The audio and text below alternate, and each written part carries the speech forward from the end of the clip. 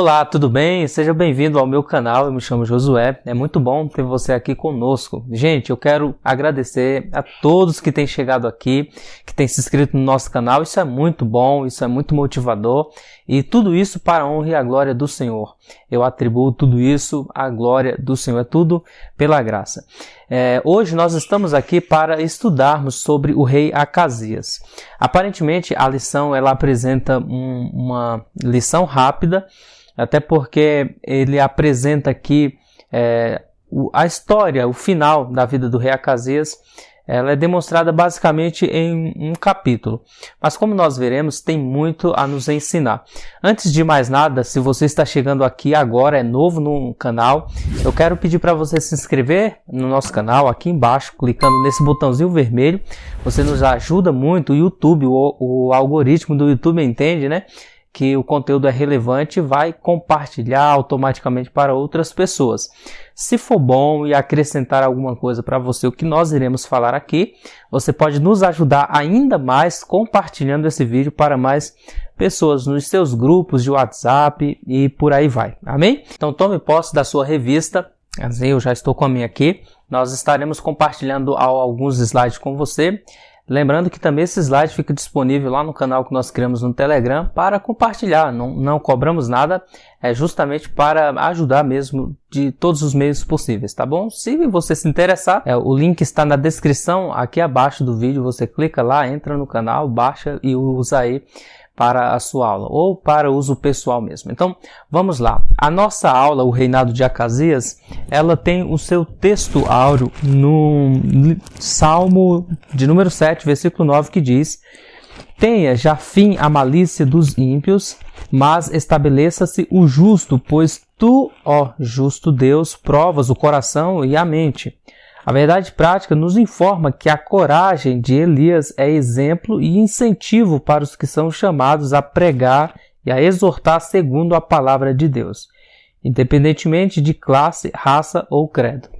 Nós temos visto como esse personagem tão emblemático que é Elias tem sido discutido, tem sido usado como referência para essas nossas 3 últimas aulas. E hoje nós temos algo a acrescentar aqui. No finalzinho da nossa aula, você não pode perder, eu vou deixar aqui o currículo de Elias. Você vai ver como esse homem foi um grande homem e como tem muito a nos ensinar, só olhando de forma bem rápida o currículo dele, mas isso é só no final da nossa aula. Prosseguindo então, a nossa lição, ela tem o texto da leitura bíblica em classe no segundo livro de Reis, capítulo 1, versículo 1 ao 8, versículo 13 ao 17, mas eu recomendo que você leia o capítulo inteiro. O texto nos diz que, e depois da morte de Acabe, Moabe se revoltou contra Israel, e caiu Acasias pelas grades de um quarto alto que tinha em Samaria, e adoeceu. Enviou mensageiros e disse-lhes: "Ide, perguntai a Baal-zebub, deus de Ecrom, se sararei desta doença." Mas o anjo do Senhor disse a Elias, o tisbita: "Levanta-te, sobe, para te encontrares com os mensageiros do rei de Samaria, e dize-lhes: Porventura não há Deus em Israel para irdes consultar a Baal-zebub, deus de Ecrom? E por isso assim diz o Senhor: da cama que subiste não descerás, mas sem falta morrerás." Então Elias partiu. E os mensageiros voltaram para o rei e lhes disse: "Que hás que voltastes?" E eles lhe disseram: "Um homem nos saiu ao encontro e nos disse: Ide, voltai para o rei que vos mandou, e dizei-lhe: Assim diz o Senhor: Porventura não há Deus em Israel para mandardes consultar a Baal-zebub, deus de Ecrom? Portanto, da cama que subiste não descerás, mas sem falta morrerás." Esse sem falta é com toda certeza.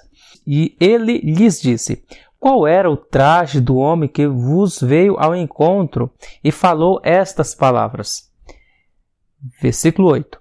E eles disseram: "Era um homem vestido de pelos e com os lombos cingidos de um cinto de couro." Então disse o rei: "É Elias, o tisbita."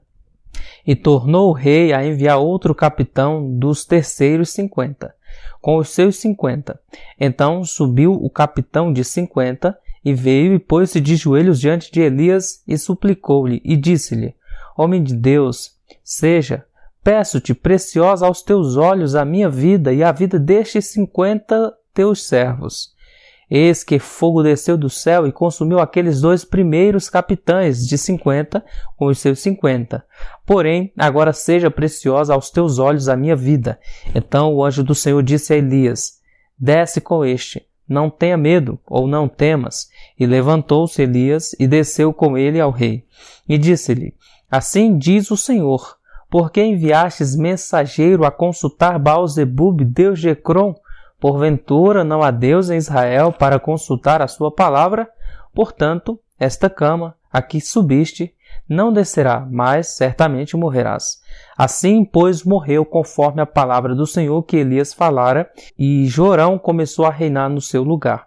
No ano 2º de Jeorão, filho de Josafá, rei de Judá, porquanto não tinha filho. Como nós podemos ver na nossa leitura bíblica em classe, a palavra de juízo se repete por 3 vezes. Desta cama não descerás, certamente morrerás.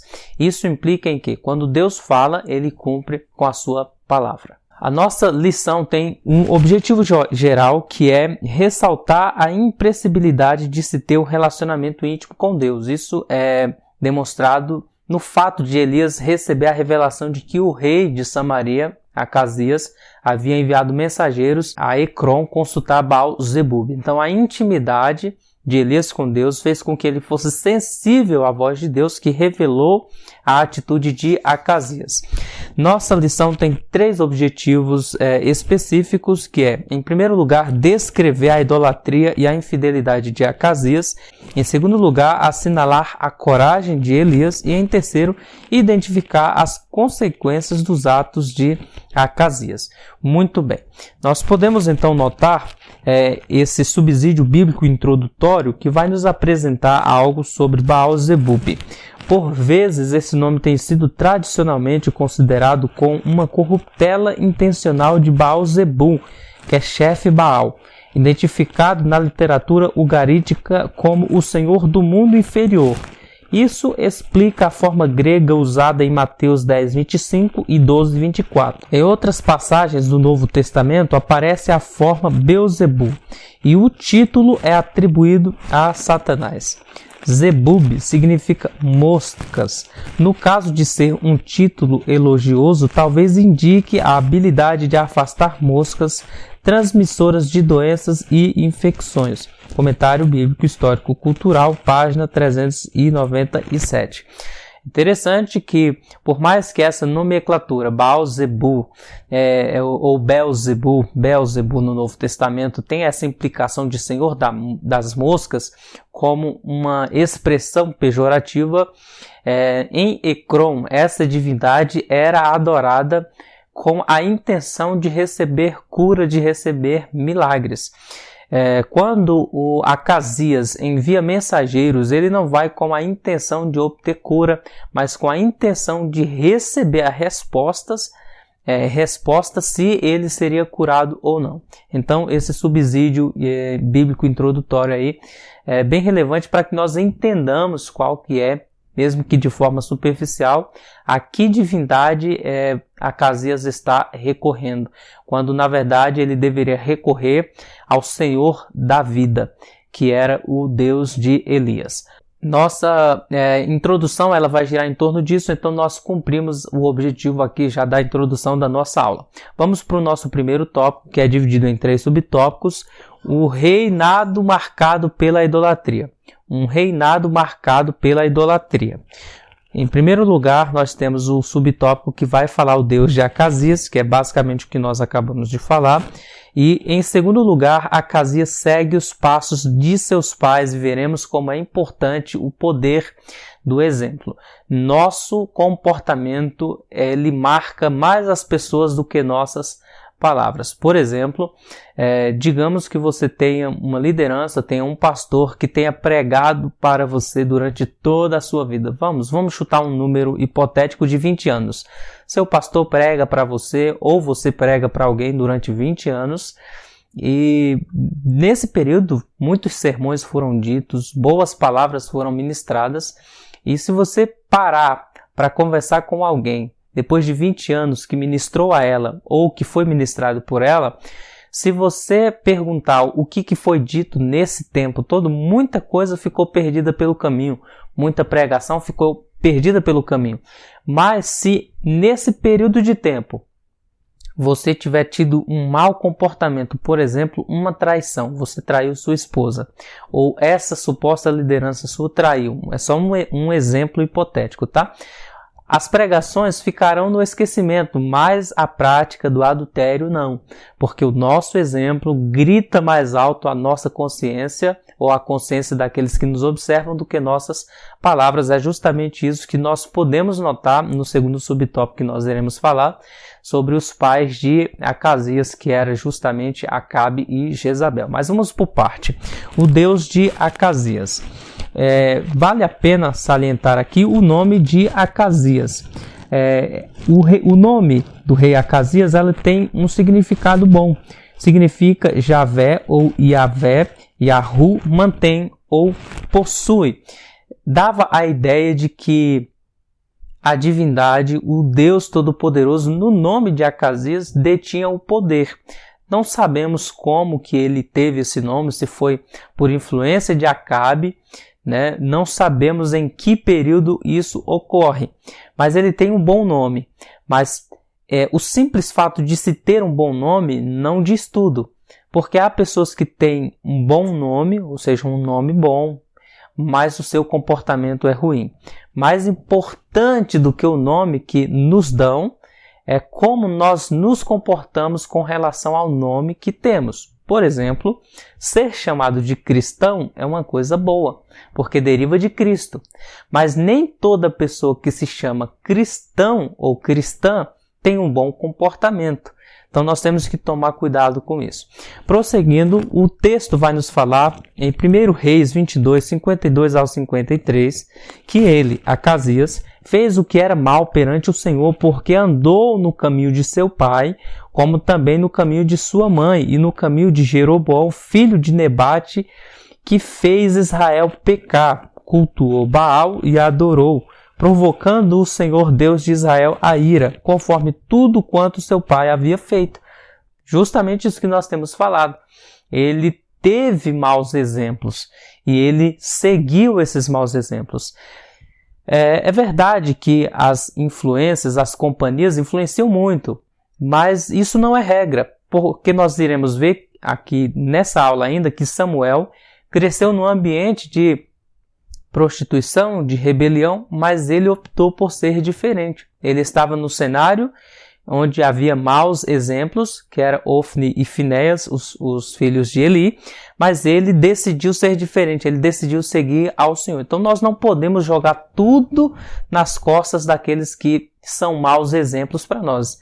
É quando nós nos posicionamos e decidimos ser diferente, quando todo mundo ao nosso redor está fazendo tudo aquilo que é errado. É nesse momento que nos tornamos um forte candidato a ser alguém que influencia de forma positiva a nossa geração e não ser apenas mais um que está indo com a manada fazendo tudo aquilo que desonra e desagrada a Deus. Um comentarista chamado Ruskin observou que a história de uma nação não se escreve por suas guerras, e sim por seus lares. É nos lares que os caráteres são formados. O Champlin vai comentar que, na verdade, lares onde dominam a ganância, a luxúria, o materialismo, a indulgência exagerada e a sensualidade são lugares apropriados para a criação de crianças perturbadas, pelo menos do ponto de vista espiritual. Apesar de não haver garantias, bons pais às vezes produzem filhos maus, e um bom lar oferece a melhor esperança para que os filhos obtenham a virtude. Pelo menos elas estão sendo evangelizadas pelo bom exemplo do pai.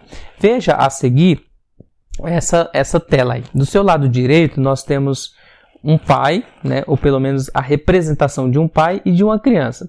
Então nós temos o pai com um grande hambúrguer aí, né, comendo, e do lado a criança com uma tigela de alface. E a criança está até olhando para o pai de forma desconfiada, né?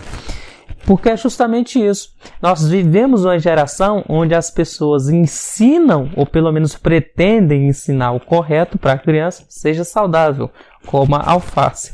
Quando na verdade eles estão se deliciando com o hambúrguer.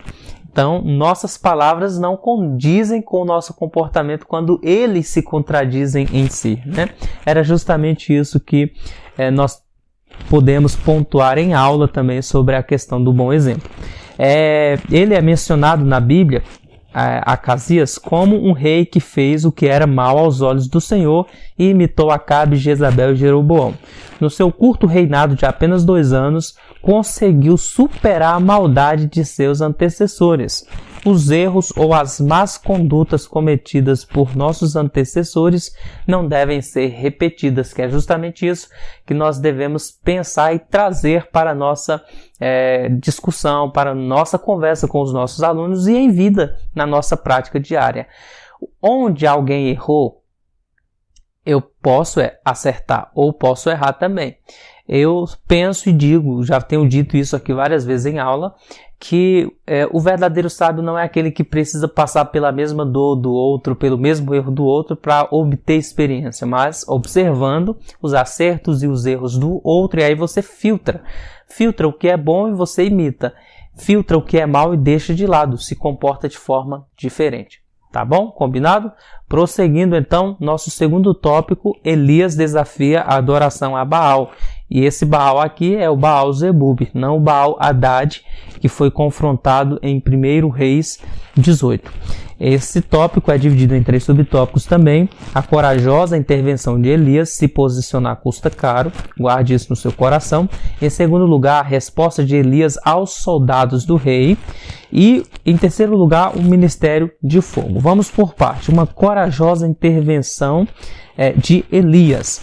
Nós temos, então, no segundo livro de Reis, capítulo 1, versículo 3, que o anjo do Senhor disse a Elias, o tisbita, levanta-te, vai ao encontro dos mensageiros do rei de Samaria e diz-lhes, por acaso não há Deus em Israel para irdes consultar a Baal-zebub, Deus de Ecrom? Por que deseja consultar o Deus dos mortos de Ecrom, enquanto há Deus em Israel, um Deus vivo e verdadeiro, à sua disposição para lhe dizer o que aconteceria? Em vez de atuarem como porta-vozes de Baal, os mensageiros acabaram sendo arautos da palavra de Deus para o rei. Então veja, quando você tem convicção do Deus que você serve, você não teme o confronto. Porque Deus, ele não é apenas mais um Deus, ele é único. Então qualquer confronto é válido no sentido de que você crer que Deus é o único, então você não vai ficar em dúvida quanto à autoridade de Deus com relação a Baal-zebub, porque você entende que Baal-zebub não é apenas, não é uma divindade, é uma invenção. O único Deus verdadeiro é o Deus da Bíblia, nós temos que confessar isso. Elias tinha isso não apenas no campo da fé, mas a história, a prática, o cenário, a natureza já havia comprovado e provado para Elias e para aqueles que confrontavam Elias que Deus é o único Deus. Veja, a chuva havia cessado 3 anos e meio, como nós vimos. Depois da oração de Elias, a chuva retorna, cai fogo do céu. Então Elias ele é encorajado por aquilo que ele viveu com o Senhor. Nós também devemos ser encorajados por aquilo que já temos vivenciado e também pelo testemunho das Escrituras que nos provam que Deus ele é o único Senhor. É o Shema Israel, né? O único Deus, que se revela plenamente na pessoa bendita do nosso Senhor e Salvador Jesus Cristo, que falou para Filipe, quem me vê a mim, vê o Pai. Então, quando você tem consciência, experiência com Deus, você não teme o confronto. Agora veja que coisa inusitada, e a revista destaca isso, que os mensageiros do rei Acasias foram ao encontro do Baal-zebub lá em Ecrom, e eles seriam mensageiros de Baal-zebub, mas no confronto eles se tornaram, na verdade, mensageiros do Deus verdadeiro. Até aqueles que são inimigos de Deus, quando Deus quer e os confronta, faz deles mensageiros da sua palavra. Amém? Vamos prosseguir. Em segundo lugar, a resposta de Elias aos soldados do rei. Quando os mensageiros voltam ao rei Acasias e anunciam que encontraram Elias que na verdade eles não percebem, não conhecem quem é Elias, apenas informam que o homem se vestia com uma roupa peluda, com a roupa de couro, e o rei deduz, porque era filho de Acabe, sabia, Elias é um peso na família de Acabe, então ele deduz que seria Elias.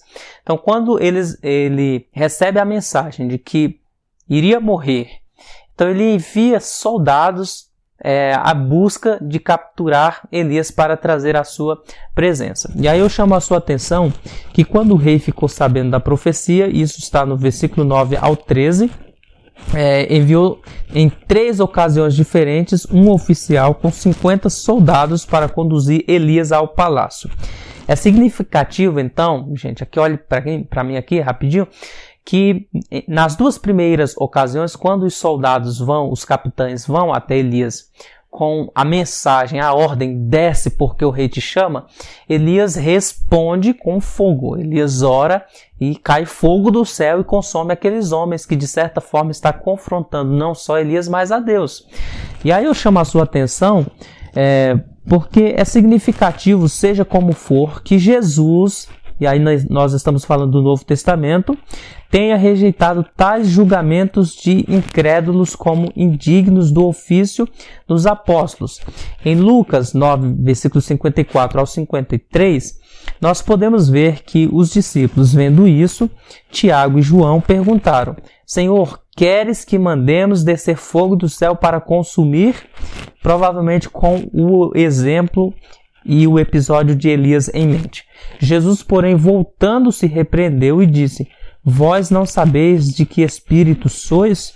Pois o Filho do Homem não veio para destruir as almas dos homens, mas para salvá-las. E seguiram então para outra aldeia. Agora eu quero chamar a sua atenção, porque pode passar a impressão de que a graça anula a justiça, mas não é bem por aí. Em 2 Tessalonicenses, capítulo 1, versículos 7 ao 9, nos informa que para vós, que sois atribulados, vos dê alívio, bem como a nós, quando o Senhor Jesus se revelar do céu com os seus anjos poderosos em chama de fogo, punindo os que não conhecem a Deus e os que não obedecem ao Evangelho de nosso Senhor Jesus. Estes sofrerão como castigo a perdição eterna, longe da presença do Senhor e da glória do seu poder. Então, não quer dizer que quando Jesus fala para não orar e cair fogo do céu sobre a aldeia de Samaritano, que ele estava simplesmente ignorando ou anulando a justiça. Não é isso. Mas que todo ato de injustiça, a partir do momento que o Filho de Deus se manifesta trazendo o reino de Deus agora, esse tempo de juízo é abreviado para aquilo que nós chamamos de juízo final, o grande dia da ira do Senhor que cairá como juízo sobre toda a terra. Em terceiro lugar, Elias, o homem do fogo. Elias pode ser chamado de profeta do fogo. Em 3 episódios do seu ministério, Deus enviou fogo do céu. No Monte Carmelo, com os profetas de Baal, 1 Reis 18:38. No Monte Horebe, quando o Senhor visitou o profeta e se manifestou por fogo, embora a presença dele, de Deus, não estivesse neste elemento, 1 Reis 19:12. E quando por 2 vezes o fogo desceu do céu para consumir os soldados e seus capitães, que é o texto em loco aqui. Quando a santidade de Deus era ameaçada, havia juízo. Isso não é só no caso de Elias. Veja o que nos informa Levítico capítulo 10, versículo 1 ao 3, sobre Nadab e Abiú. E aconteceu que Nadab e Abiú, filhos de Arão, pegaram cada um o seu incensário e, pondo nele fogo e incenso, ofereceram fogo não permitido ou fogo estranho diante do Senhor, o que não lhes havia ordenado. Então saiu fogo de diante do Senhor e os devorou e morreram diante do Senhor. E Moisés disse a Arão: Foi isso que o Senhor falou: manifestarei a minha santidade entre aqueles que se aproximarem de mim e serei glorificado diante de todo o povo. Mas Arão ficou em silêncio, até porque eram seus filhos. Só chamar a sua atenção aqui, talvez você já saiba, mas é sempre bom lembrar, que o fogo estranho aqui de Nadab e Abiú foi um fogo fora do altar. Ou seja, quando eles ofereceram o sacrifício, isso está em Levítico 9, veio o fogo do Senhor e acendeu o holocausto. A partir daquele momento, então, o fogo deveria arder continuamente sobre o altar sem se apagar. Então, era o próprio fogo de Deus, que Deus havia acendido espiritualmente, de forma sobrenatural, que deveria alimentar o incensário e os outros altares ali do trabalho do tabernáculo. Quando Nadab e Abiú oferecem fogo estranho, incenso estranho, isso implica em que eles acenderam esse fogo de um outro lugar que não o fogo de Deus, daí fogo estranho. Por causa disso, eles foram condenados, e isso não é um ato de injustiça, porque Deus já havia advertido eles, não só eles, mas outros sacerdotes também, que caso alguém fizesse isso, para que a geração que estava vivenciando aquilo temessem ao Senhor e respeitassem as regras do Senhor ali, então o exemplo deveria vir da liderança, que nesse caso aqui morreram. Nós temos ainda então o nosso terceiro e último tópico, que vai falar sobre a doença de Acasias e a sua morte. Esse tópico também é dividido em 3. O julgamento do Senhor sobre Acasias ou contra Acasias, a determinação de Elias e a morte do rei, e 3, as qualidades de Elias, que é onde nós vamos falar para você sobre o currículo de Elias. Vamos lá, o julgamento do Senhor contra Acasias. Deus mandou Elias dizer ao rei que ele jamais seria curado. Nós temos uma imagem ilustrativa aqui, o rei na cama, e Elias apontando o dedo, porque Elias foi corajoso de falar na ausência do rei, mas quando chegou diante do rei, falou a mesma coisa, sustentou a palavra. E por consequência de sua obstinada idolatria, Acasias estava sentenciado à morte. Aqui se destaca um homem de Deus. Um homem de Deus não é aquele que fala por trás, é aquele que fala e sustenta a palavra. Jesus disse que a palavra do cristão deve ser sim, sim, ou não, não. Quando você fizer uma afirmação, ela tem que ser verdadeira. Quando você negar algo, esse negar tem que ser verdadeiro também. Não pode haver divisão na nossa palavra. Se é sim, é sim, se é não, é não. O que passa disso, Jesus fala que é de procedência maligna. E quando o parafuso aperta mesmo, é aí que nós vemos quem de fato é corajoso. Elias ele não é apenas homem de Deus, ele é homem de coragem. Elias não é apenas homem de Deus, Elias é homem. Tem pessoas que são chamadas de homens de Deus, mas falta um pouco de hombridade para sustentar a palavra. Prosseguindo então, os pecados constantes e a falta de arrependimento podem nos levar à morte física e ou espiritual. Veja o que Provérbios 29:1 diz. Quem persiste no erro, depois de repreendido várias vezes, será destruído de repente sem que haja cura. Dificilmente, eu não vou falar que Deus não vai fazer, porque eu sou apenas servo e Deus é livre para fazer o que Ele quer, mas geralmente antes de vir o juízo de Deus, antes da mão de Deus pesar, antes da disciplina de Deus vir, Ele avisa incontáveis vezes. Por isso que Provérbios fala, aquele homem que muitas vezes é repreendido, mas continua com a cabeça dura, ele vai ser quebrado de tal maneira que não vai haver mais esperança para ele. É justamente aquela ideia, né? Horrenda coisa ou horrível coisa é cair nas mãos de Deus. Deus ele demora a pesar a mão, mas quando ele pesa, o negócio é doloroso. Vamos prosseguir. Veja, 1 Samuel 2:25, falando outra vez sobre Ofni e Finéias. Se um homem pecar contra outro, Deus o julgará, mas se pecar contra o Senhor, quem intercederá por ele? Mas não ouviram a voz do pai, pois o Senhor queria matá-los.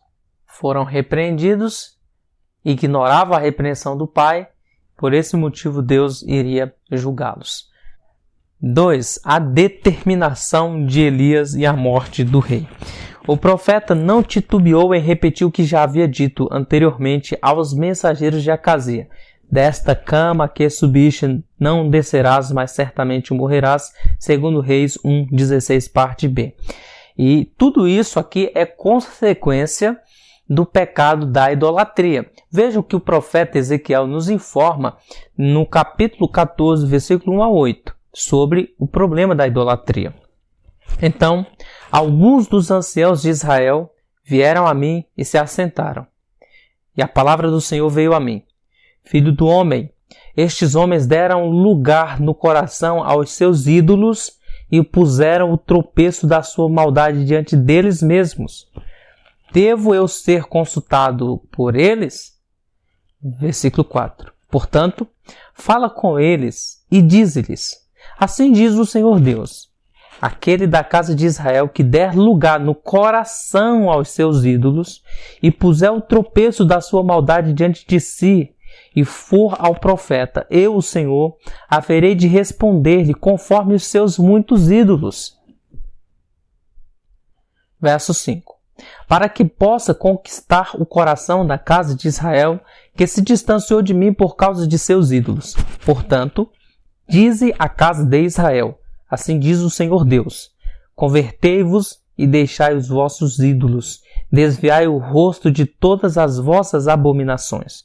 Porque aquele da casa de Israel, ou dos estrangeiros que moram em Israel, que se distanciaram de mim e levantar ídolos no coração, e puser tropeço ímpio diante de si, e for ao profeta para me consultar a favor de si mesmo, eu, o Senhor, haverei de responder-lhe por mim mesmo. E voltarei o rosto contra este homem e farei dele um sinal e um provérbio. E o exterminarei do meio do meu povo, e sabereis que eu sou o Senhor. Parece que esse texto se enquadra perfeitamente no perfil de alguém que se comporta como Acasias. Alguém que conhece a Deus, mas que insiste a crer nos misticismos, nas coisas loucas da vida, e acabam consultando pau e pedra ao invés de consultar o Deus verdadeiro, que é o Deus da palavra revelada nas Escrituras. E é isso que vai acontecer. Como o profeta Ezequiel está falando, Deus fez de Acasias um sinal para todo Israel. Até na morte do ímpio, que não se arrepende, Deus é glorificado. Em terceiro lugar, então, chegamos no nosso último tópico, e aqui eu vou apresentar o currículo de Elias, mas antes deixe-me destacar o que a revista nos apresenta. Nesse episódio, várias qualidades de Elias são percebidas, tais como intimidade com Deus, zelo em promover a adoração ao Deus de Israel e em condenar a idolatria, clareza e assertividade em suas sentenças, fidelidade e, além de tudo, a coragem. Ainda hoje o Senhor busca homens e mulheres que sejam corajosos e obedientes a fim de serem usados por Ele em sua grande obra. E veja que coisa interessante, Deus tem algo grande.